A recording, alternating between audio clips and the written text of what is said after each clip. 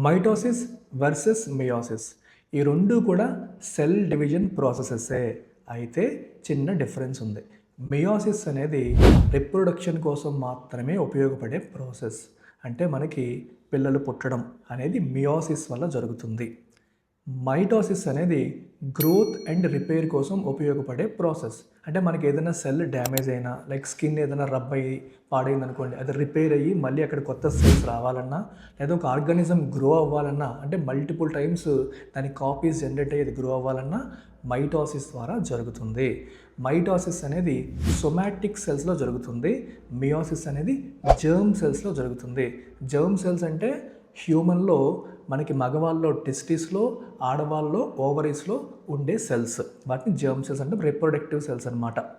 అదే మనకి మిగిలిన అన్ని సెల్స్ని కూడా మనం సొమాటిక్ సెల్స్ అని అంటాం. మనకి స్కిన్ సెల్ కావచ్చు, నర్వ్ సెల్ కావచ్చు, మజిల్ సెల్ కావచ్చు, ఇవన్నీ కూడా సొమాటిక్ సెల్సే. సో వీటి గ్రోత్ రిపేర్ కోసం మైటోసిస్ అనే ప్రాసెస్ని ఇవి ఆశ్రయిస్తాయి. అటువైపు రిప్రొడక్షన్ కోసం మియోసిస్ అనే ప్రాసెస్ జరుగుతుంది. అయితే ఇక్కడ ఇంకో విషయం కూడా గమనించాలి. మైటోసిస్ యొక్క ఫైనల్ అవుట్పుట్ ఏంటి? 2 ఐడెంటికల్ కాపీస్. ఏదైనా ఒక సెల్ మైటోసిస్ ప్రాసెస్ ద్వారా వెళ్తే ఎగ్జాక్ట్ 2 ఐడెంటికల్ కాపీస్ వస్తాయి. అదే మియోసిస్లో 4 డిస్టింక్ట్ యునీక్ కాపీస్ వస్తాయి. సో మియోసిస్లో ఐడెంటికల్ కాపీస్ రావు, 4 వస్తాయి.